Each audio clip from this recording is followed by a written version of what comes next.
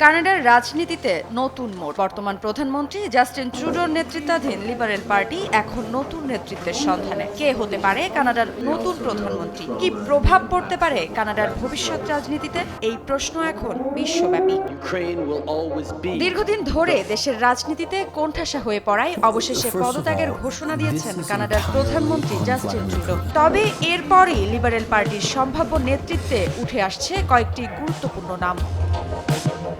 প্রথমেই আছেন ক্রিস্টিয়া ফ্রিল্যান্ডের নাম। ট্রুডোর ঘনিষ্ঠ মিত্র বলে পরিচিত তিনি। ক্রিস্টিয়া ফ্রিল্যান্ড অর্থনীতি ও কূটনীতিতে দক্ষ। কোভিড-19 পরবর্তী পুনরুদ্ধারে তার ভূমিকা ছিল বেশ প্রশংসিত।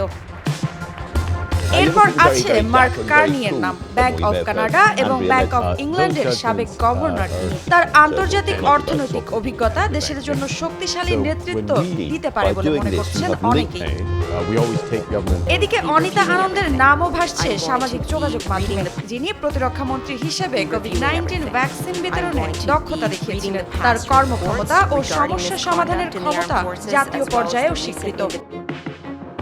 প্রবীণ রাজনীতিবিদ এবং আন্তঃসরকার বিষয়ক মন্ত্রী ডমিনিক লেব্রাঙ্ক এর নামও উঠে এসেছে কানাডার নতুন প্রধানমন্ত্রী হওয়ার দৌড়ে। তার ফেডারেল প্রাদেশিক সম্পর্কে অভিজ্ঞতা লিবারেল পার্টির জন্য সম্পদ হতে পারে।